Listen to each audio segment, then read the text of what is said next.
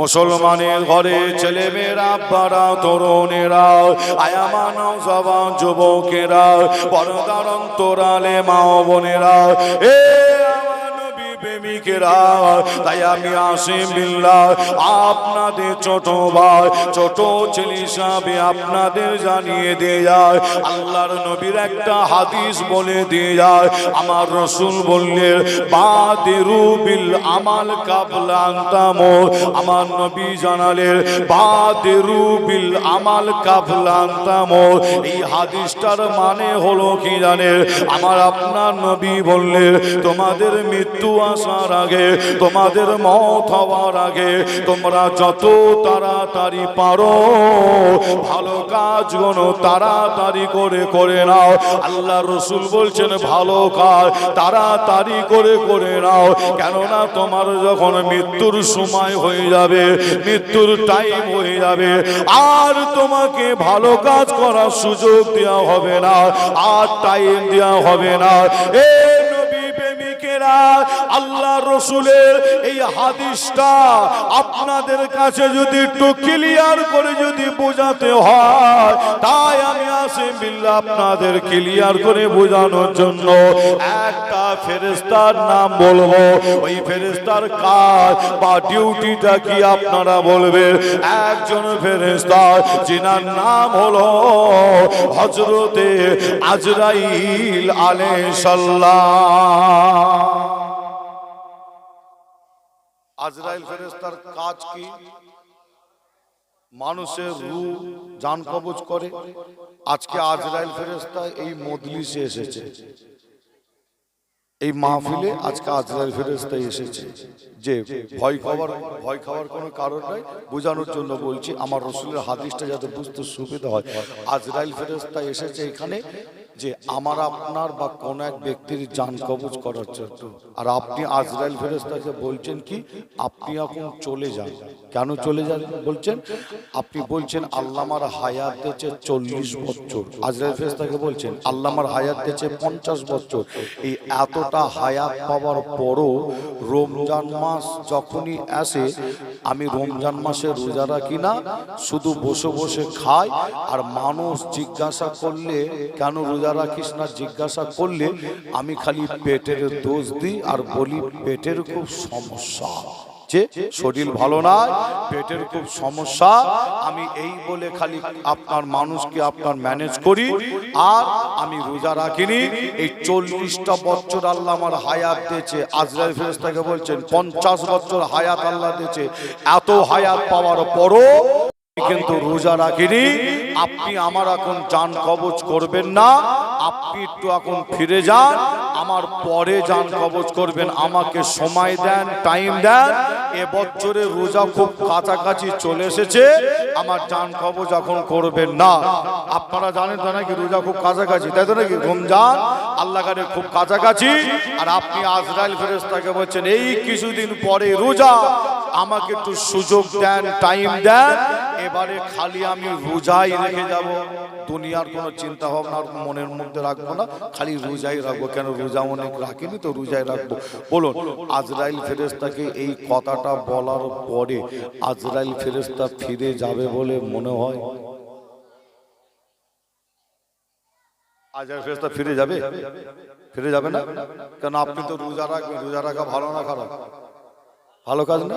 আজরাইল ফেরেশতার কাছে আপনি রোজা রাখার জন্য সময় চাইছেন, কি আজরাইল ফেরেশতা সময় দেবে না? যে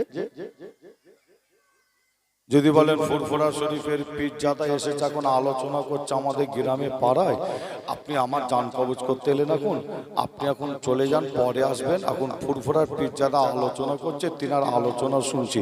বলুন আজরাইল ফেরেশতা ফুরফুরার পীরজাদার কথা শুনে ফিরে যাবে মনে হয় নাকি? যাবে না? আচ্ছা পীরজাদা বাদ দেন, যদি বলেন পীর সাহেব এসেছে, কাজে লাগবে? যে দুনিয়ার যত বড় পীর এসুক আর যত বড় পীরজাদা এসুক আর যেই এসুক, কোনো সুযোগ আর আপনাকে আমাকে দেয়া হবে না এবং দেবে না। তাই আল্লাহর রাসূল বলছেন তোমাদের মৃত্যু আসার আগে বাদিরু বিল আমাল কাবলা আন তামুত, মওত আসার আগে যত তাড়াতাড়ি পারো ভালো কাজগুলো তাড়াতাড়ি করে নাও। জোরে বলুন আর একটু জোরে হবে না?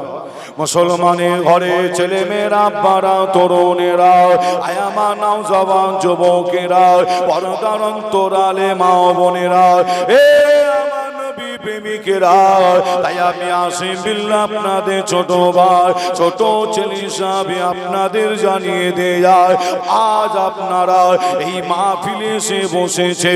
এর আগের বছরে এই মাহফিলে বসে আপনার পাশে বসে এমন ব্যক্তি সুবহানাল্লাহ বলেছিল, আপনার পাশে বসে এমন ব্যক্তি আলহামদুলিল্লাহ বলেছিল, আপনার পাশে বসে এমন ব্যক্তি নারে তাকবীর আল্লাহু আকবার দিয়েছিল। আজ কিন্তু আপনার পাশে ওই ব্যক্তিটা নাই।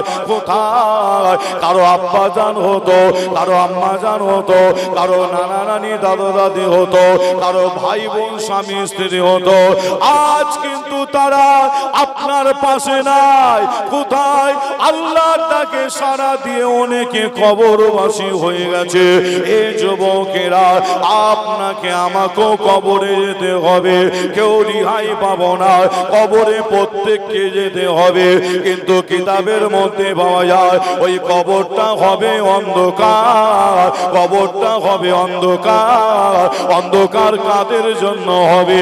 যখন কোন গুনাহগার বান্দা বান্দি আল্লাহ তাকে যখন সাড়া দেয়, ওই গুনাহগার বান্দা বান্দিকে আমি আপনি যখন গোসল দিই, কাফন পরায়, খাটিয়ার উপরে তুলি, ওই খাটিয়া কাঁধে করে নিয়ে আমরা যখন গুনাহগার বান্দা বান্দিকে জানাজার ময়দানে নিয়ে চলে যায়, জানাজার নামাজ হয়, আবার খাটিয়া কাঁধে করে নিয়ে ওই গুনাহগার বান্দা বান্দিকে আমরা কবরস্থানে নিয়ে চলে যায়, কবরে নিয়ে গিয়ে ওই গুনাহগার বান্দা বান্দিকে কবরে শুইয়ে দিয়ে মাটি দিয়ে যে যার বাড়ির দিকে যখন ফিরে চলে যায়, এ যুবকেরা, আমার মুরব্বী চাচা জানেরা, পর্দার অন্তরের আলে মা ও বোনেরা, কিতাবের মধ্যে পাওয়া যায় মাটি দিয়ে যখন আমরা বাড়ির দিকে ফিরে চলে যায়, ওই কবরটা এত অন্ধকার হবে,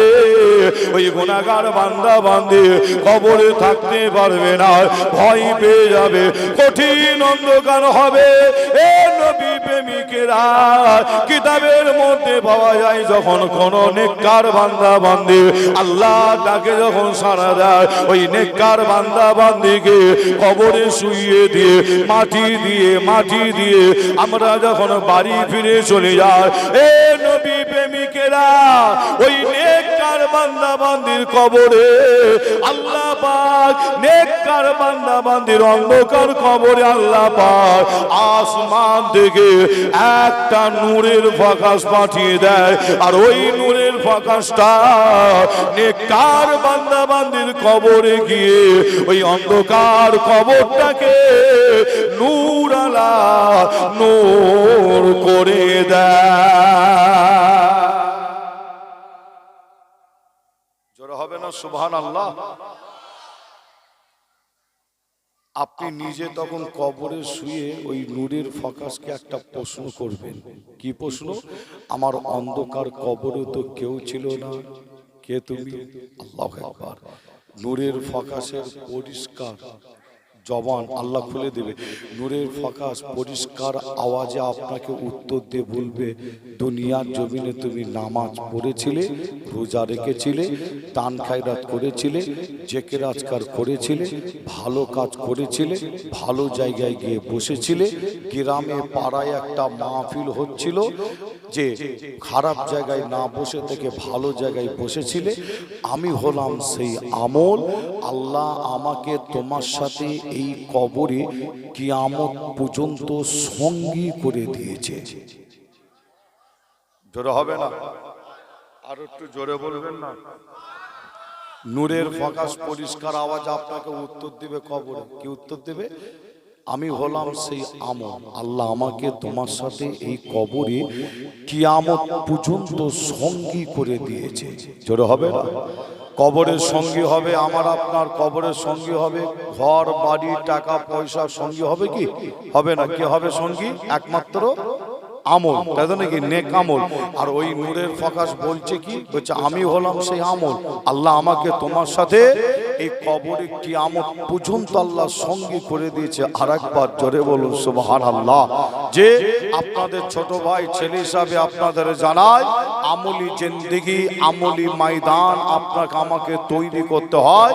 আর আমলি জিন্দেগি, আমলি ময়দান যদি করতে পারি, তাহলে মনে রাখবেন কবরটাকে আল্লাহ নূর করে দেবে।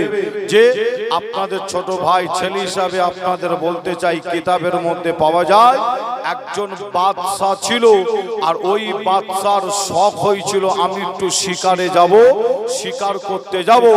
বাদশা করেছে কি, হাতে একটা বন্দুক হাতে করে নিয়ে ঘোড়ার পিঠের ওপরে চেপেছে। বাদশা বলে কথা, বাদশার সাথে লোকজন আছে, তাদেরও হাতে আছে বন্দুক। বাদশা ঘোড়ার পিঠের ওপরে চেপে জঙ্গলের ভেতরে চলে যাচ্ছেন শিকার করতে। এই বাদশা যেতে যেতে যেতে যেতে হঠাৎ করে বাদশা দেখছেন রাস্তার মাঝখানে একটা মুসাফির দাঁড়িয়ে আছে। বাদশা জঙ্গলে যাচ্ছে শিকার করতে। এমনও মানুষ, এমনও ব্যক্তি আপনাদের গ্রামে পাড়ায় নিশ্চয়ই আছে, অনেকে দেখবেন শিকার করতে পছন্দ করে না? আগে এগুলো খুব দেখতে পাওয়া যেত, এখন কিন্তু সেভাবে দেখতে পাওয়া যায় না। দেখবেন অনেকে আবার শিকার করতে বার হতো, আজও অনেকে আছে বিভিন্ন রকম শিকার করে। কিন্তু আপনাদের ছোট ভাই ছেলে হিসাবে জানাই, কিতাবের মধ্যে পাওয়া যায় বাদশা শিকার করতে যাচ্ছেন, হাতে একটা বন্দুক। বাদশা যেতে যেতে দেখছেন রাস্তার মাঝখানে একটা মুসাফির দাঁড়িয়ে আছে। ওই মুসাফিরটা দাঁড়িয়ে বাদশাকে বলেছিল কি জানেন? বাদশা, একবার আপনি দাঁড়ান, আপনার সাথে আমার কিছু কথা আছে। যে ওই সময় বাদশা ঘোড়ার পিঠের উপরে চেপে বলেছিল, মুসাফির তুমি এখন রাস্তা থেকে সরে যাও, রাস্তা থেকে সাইড হয়ে যাও, তোমার সাথে কথা বলার এখন আমার টাইম নাই, সময় নাই।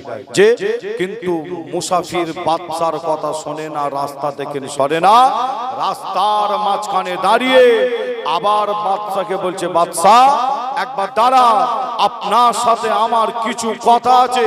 ওই সময় বাদশা ঘোড়ার পিঠের উপরে চেপে বলেছিল, মুসাফির আমি এখন শিকারে বার হয়েছি শিকার করতে, আমি তোমার সাথে পরে কথা বলবো, তুমি রাস্তা থেকে সরে যাও, সাইড হয়ে যাও।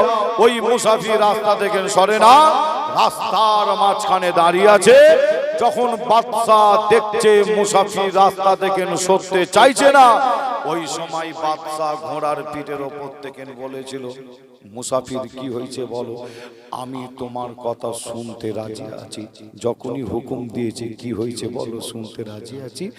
ওই সময় বাদশা যখনই বলেছে, ওই সময় মুসাফির সাজে, আসলে কিন্তু মুসাফির নাই, মুসাফির সাজে বাদশাকে বলছে, বাদশা আমি যে কথাটা বলতে চাই ওইভাবে বলবো না, আপনার মাথাটাকে ঘোড়ার পিঠের ওপর থেকে একবার নিচু করে দেন, মাথাটাকে নিচু করেন, আমি আপনার কানে কানে কথাটা বলতে চাই।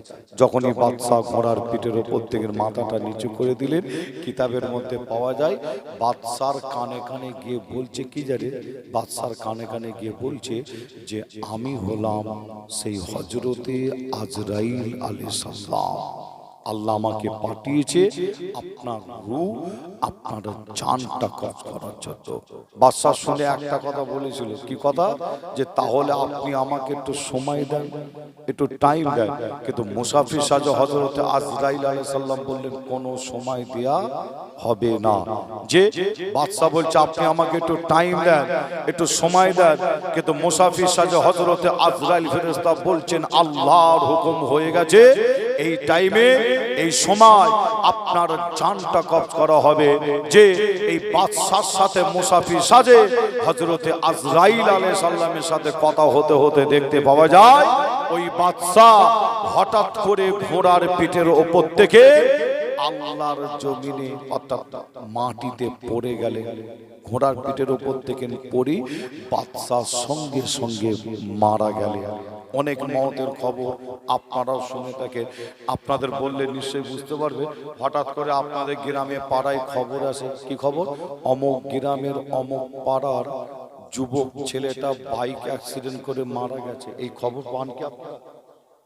কি শোনেন এরকম খবর শোনেন কি শোনা হয় না যে আবার হঠাৎ করে খবর আছে কি খবর অমুক গ্রামের অমুক পাড়ার অমুক ব্যক্তিটা ঘর ভেঙে দেয়াল চাপা পড়ে মারা গেছে আবার খবর আছে কি খবর অমুক গ্রামের অমুক ব্যক্তিটা অমুক মানুষটা পুকুরে ডুবে নদীতে সমুদ্রে ডুবে মারা গেছে আবার এমন মৌতের খবর শুনে বাস অ্যাক্সিডেন্ট ট্রেন অ্যাক্সিডেন্ট করে মারা গেছে কি সাপে কামড়ে মারা গেছে এক কথায় বিভিন্ন রকম মৌতের খবর আমি আপনি শুনে থাকি কিন্তু মনে রাখবেন বাইক অ্যাক্সিডেন্ট করে যে যুবকটা মারা গেল মনে রাখবেন বাইকটা ছিল একটা বাহানা আসলে কিন্তু যুবকটার হায়াত কিন্তু ছিল না ওখানে হায়াত শেষ তাই ওই বাইকটা ছিল একটা বাহানা পুকুরে ডুবে আপনার সাপে কামড়ে ঘর ভেঙে দেয়াল চাপা পড়ে মারা গেছে এগুলো হচ্ছে একটা একটা করে বাহানা যে ট্রেন অ্যাক্সিডেন্ট বাস অ্যাক্সিডেন্ট যে এটা হলো একটা বাহানা আসলে হায়াত নয় হায়াত শেষ আর বাদশাহ ঘোড়ার পিঠের ওপর থেকে আল্লাহর জমিনে পড়ে বাদশাহ যে মারা গেল এটা হলো একটা বাহানা আমার আল্লাহ কোরআন শরীফের মধ্যে জানালেন কি জানালেন আল্লাহ বললেন তোমাদের মৃত্যুর টাইম মৃত্যুর সময় যখন হয়ে যাবে একটা পা আগানো হবে না আর একটা পা পিছানো হবে না ঠিক ওই টাইমে ওই সময় তোমাদের মওতটা হয়ে যাবে যদি আপনি প্লেনে করে যদি সফর করেন কোন দেশে আপনার মওতের টাইম হয়ে গেছে প্লেনের মধ্যে আমার আপনার মওত হবে ট্রেনে করে সফর করছেন মওতের সময় ট্রেনের ভেতরে মওত হবে ঘরের বিছানায় শুয়ে আছেন মওতের টাইম হয়ে গেছে ঘরের বিছানায় আল্লাহর ডাকে আপনাকে আমাকে সাড়া দিতে হবে তবে আপনাদের ছোট ভাই ছেলে হিসাবে আপনাদের বলে যাব যে দুনিয়া থেকে বিদায় নেওয়ার আগে যে আপনাকে আমাকে দুটো চিন্তা দুটো ভাবনা করতে হয় একটা চিন্তা আমরা প্রত্যেকেই করি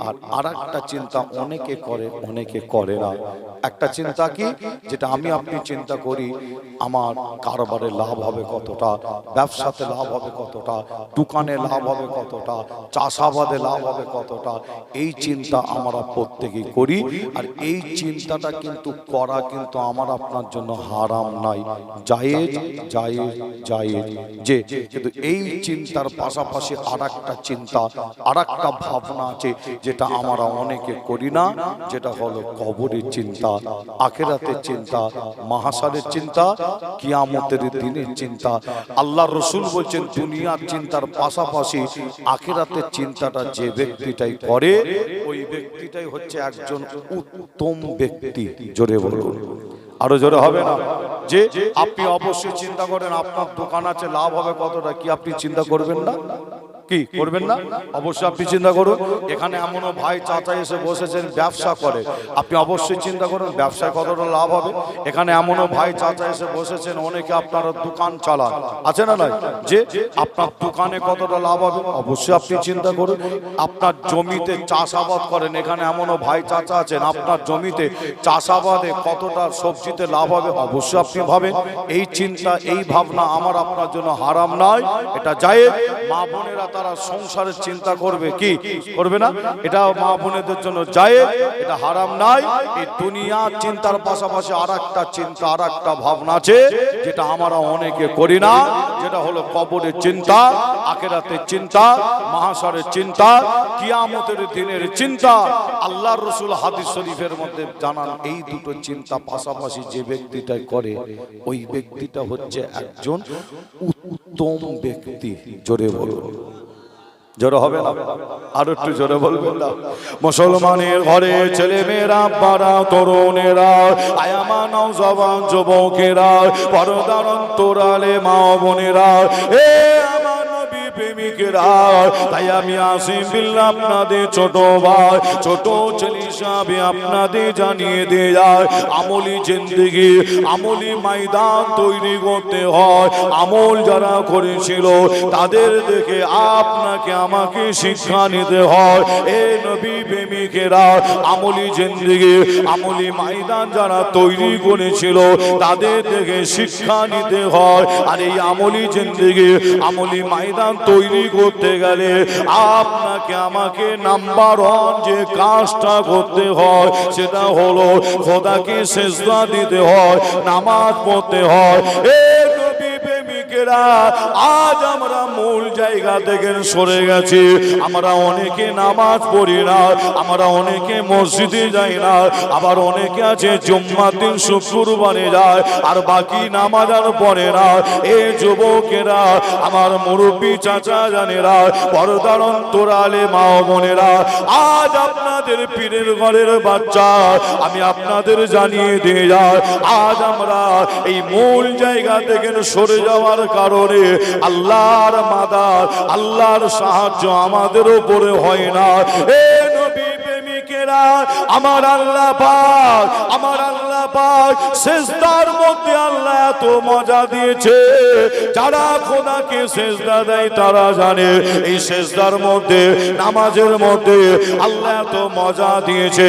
পীরের ঘরের বাচ্চা জানিয়ে দিয়ে যায়, আপনি খোদাকে সিজদা দেন, নামাজ পড়ো, ইনশাআল্লাহ আমার আল্লাহ পাক এই সিজদা দেওয়ার ওসিলায় আপনাকে আমাকে কোনো জায়গায়, দুনিয়া এবং আখিরাতে কোনো জায়গায় আল্লাহ কমতি দেবে না।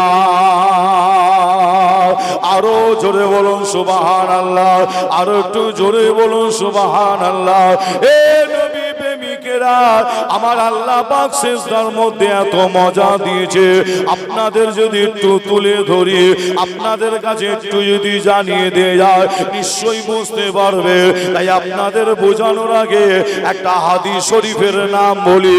হাদিসটার নাম বুখারী শরীফ বলা হয়। এই বুখারী শরীফ এমন একটি কিতাব, কোরআন শরীফের পরে যার স্থান বলা হয়, বুখারী শরীফকে বলা হয় কোরআনের পরে যার স্থান।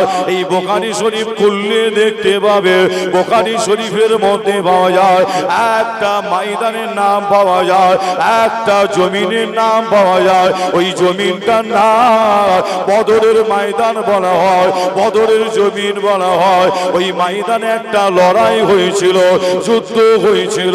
ওই লড়াইটা ছিল মুসলমানের প্রথম লড়াই ছিল, ওই যুদ্ধটা ছিল মুসলমানের প্রথম যুদ্ধ ছিল। এ নবী প্রেমিকেরা, ইসলামের প্রথম লড়াই, মুসলমানের প্রথম যুদ্ধ, যুদ্ধটার নাম বদরের যুদ্ধ বলা হয়, বদরের লড়াই বলা হয়। এ যুবকেরা, ওই বদরের জমিনে ইসলামকে জিন্দা করার জন্য, কোরআনকে জিন্দা করার জন্য, দ্বীনকে জিন্দা করার জন্য, শরিয়াতকে জিন্দা করার জন্য ওই বদরের জমিনে আল্লাহ নবী, আমার আপনার নবীর সাথে একটা নাই দুটো নাই 313টা মুসলমান ওই বদরের জমিনে হাজির হয়েছিল, ওই বদরের ময়দানে হাজির হয়েছিল। আল্লাহ নবীর সাথে দাঁড়িয়ে আছে।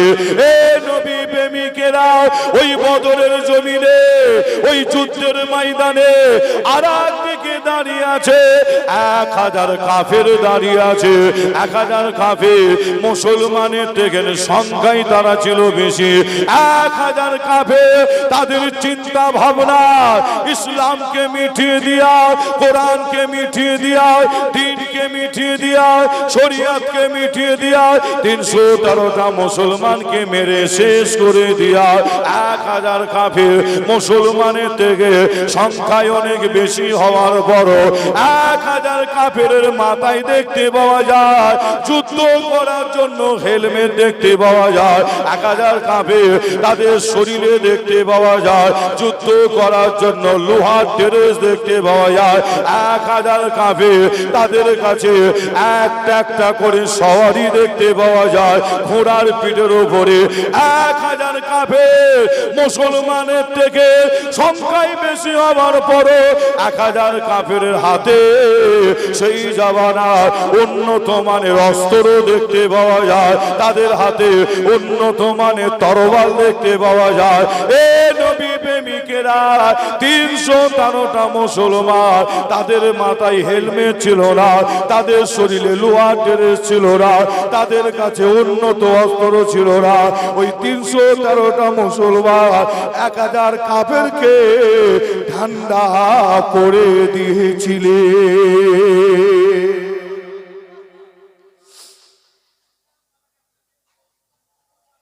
মুসলমানের প্রথম যুদ্ধ, ইসলামের প্রথম যুদ্ধের নাম হলো বদর। মুসলমানের সংখ্যা 313, কাফের হলো 1000। তাদের কাছে সবকিছু, 313টা মুসলমানের কাছে কিছুই ছিল না। তাদের হাতে ছিল কি জানে? 313টা মুসলমানের হাতে ছিল মাত্র খাজুর গাছের ডাল। কি ছিল? খাজুর গাছের ডাল। কেন সাহাবা হুজুরের হাতে কেন তরবার নিল না? প্রশ্ন থাকতে পারে, তাই তো নাকি? যুদ্ধের ময়দানে যাচ্ছে, সাহাবা হুজুরের হাতে কেন তরবার নিল না? তাদের কাছে তো উন্নত মানের তরবার, সেই জমানার উন্নত মানের অস্ত্র। যে 1000 কাফেরের কাছে, তাদের কাছে সওয়ারি ঘোড়ার পিঠের উপরে, তাদের মাথায় যুদ্ধ করার হেলমেট, তাদের শরীরে লোহার ড্রেস। 313টা মুসলমান, তাদের মাথায় হেলমেট ছিল না, তাদের শরীরে লোহার ড্রেস ছিল না। 313টা মুসলমান, তাদের কাছে সওয়ারি ছিল না, তাদের হাতে উন্নত মানের অস্ত্র ছিল না। ছিল কি? বুখারী শরীফ সাক্ষী দিচ্ছে খাজুর গাছের ডাল। আর এই খাজুর গাছের ডাল নিয়ে যুদ্ধের ময়দানে দাঁড়িয়ে আছে আমার নবীর সাথে ইসলামকে জিন্দা করার জন্য, কোরআনকে জিন্দা করার জন্য। কিন্তু সাহাবা হুজুররা হাতে খাজুর গাছের ডাল নিয়ে যুদ্ধের ময়দানে গেলেন। তার কারণ যে ইসলামের প্রথম যুদ্ধ, সাহাবা হুজুররা এর আগে যুদ্ধ করেননি। হাতের কাছে কি পাবে? আল্লাহ রসুলের ডাক। সাহাবা হুজুররা যুদ্ধের ময়দানে যাবে, হাতের কাছে পেয়েছিল খাজুর গাছের ডাল। ওই খাজুর গাছের ডাল হাতে করে নিয়ে যুদ্ধের ময়দানে পৌঁছেছিলেন। আর ওই বদরের জমিনে 313টা মুসলমান খাজুর গাছের ডাল হাতে করে নিয়ে 1000 কাফেরকে তারা ঠান্ডা করেছিল। একবার জোরে বলো, জোরে হবে না? বদরের ময়দানে যুদ্ধ শুরু করার আগে আমার আপনার নবীকে লক্ষ্য করে দেখা যায় আল্লাহ রসুল করছেন কি জানে?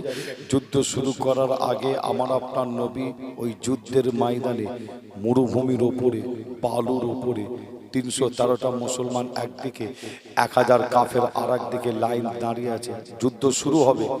এই যুদ্ধ শুরু হবে এরকম একটা সময় আমার আপনার নবী বদরের ময়দান, যুদ্ধের ময়দানে মরুভূমির ওপরে, বালুর ওপরে আল্লাহর দরবারে সেজদায় পড়ে গেলেন। আল্লাহু আকবার।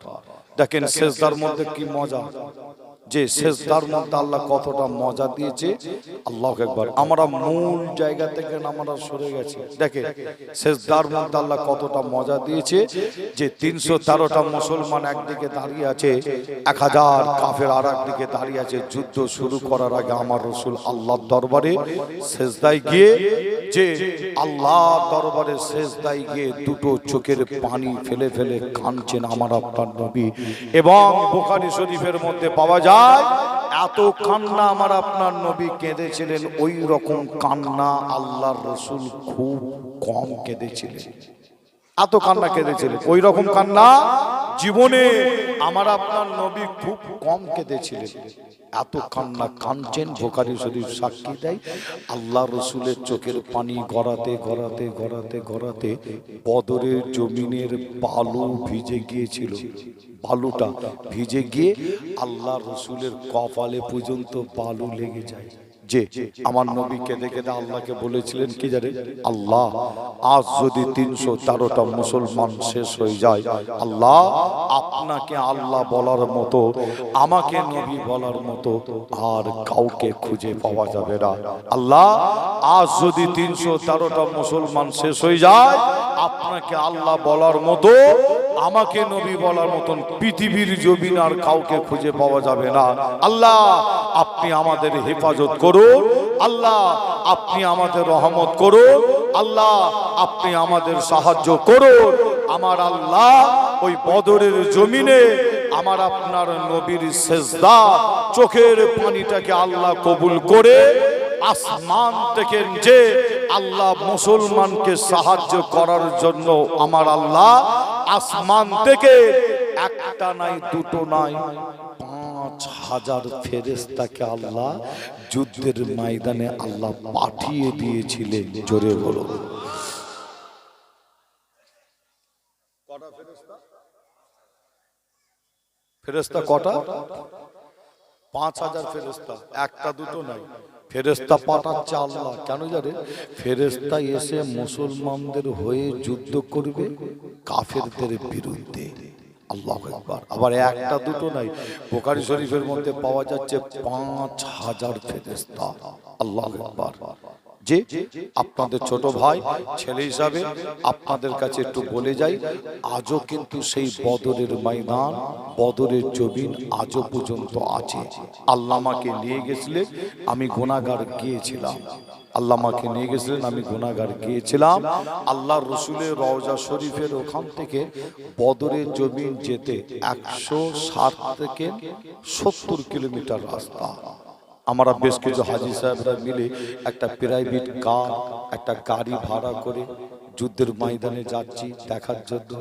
160 থেকে 70 কিলোমিটার যাওয়ার পরে যখন বদরের ময়দান, বদরের জমিনে গিয়ে যখন আমরা গাড়ি থেকে নামলাম, বদরের ময়দান, যুদ্ধের ময়দানে যখন পা রাখলাম, পা রেখে যুদ্ধের ময়দানটা দেখে আমরা অবাক হয়ে গেলাম। আল্লাহু আকবার। অবাক হলাম কেন জানে? অবাক হলাম এই কারণে, আমরা গিয়ে দেখছি সেই যুদ্ধের ময়দান আজও আছে, কিন্তু যুদ্ধের ময়দানটা উঁচু নিচু এবড়ো খেবড়ো হয়ে পড়ে আছে, উঁচু নিচু উঁচু নিচু। আমরা দেখলাম, দেখে অবাক হলাম এই কারণে যে এই উঁচু নিচু এবড়ো খেবড়ো ময়দানে মাত্র 313টা মুসলমান 1000 কাফেরকে এই ময়দানে ঠান্ডা করে দিয়েছিল খাজুর গাছের ডাল হাতে করে নিয়ে। জোরে হলো, আরো জোরে হবে না? আমরা বদরের জমিন চতুর্দিকে ঘুরে ঘুরে ঘুরে ঘুরে দেখলাম, চতুর্দিকে ঘুরে ঘুরে ঘুরে ঘুরে দেখছি যে এই চতুর্দিকে ঘুরে ঘুরে দেখতে দেখতে আমরা দেখছি কি জানি, বদরের ময়দানের চতুর্দিকে পাহাড়। সমস্ত পাহাড়ের কালার হলো একরকম, অর্থাৎ কালো। পাহাড়ের কালার কালো। একটা পাহাড় দেখে আমরা অবাক হলাম যে সমস্ত পাহাড়ের কালার হলো একরকম কালো। একটা পাহাড় দেখে অবাক হলাম, দেখলাম বদরের জমিনে একটা পাহাড় দাঁড়িয়ে আছে, পাহাড়টা পুরো সাদা পাহাড়। পাহাড়টা কেন সাদা? হাদিস শরীফের মধ্যে পাওয়া যাচ্ছে পাহাড়টা সাদা হওয়ার কারণ হচ্ছে কি জানেন? আমার আল্লাহ আসমান থেকে যখন 5,000 ফেরেশতা মুসলমানকে সাহায্য করার জন্য আল্লাহ পাঠিয়েছিল, ওই 5,000 ফেরেশতা তারা সর্বপ্রথম এসে ওই পাহাড়টার উপরে এসে নামে। আসমান থেকে ওই পাহাড়টার উপরে এসে নামার কারণে আমার আল্লাহ পাহাড়টাকে একদম সাদা করে দিয়েছিলেন। জোরে হবে না?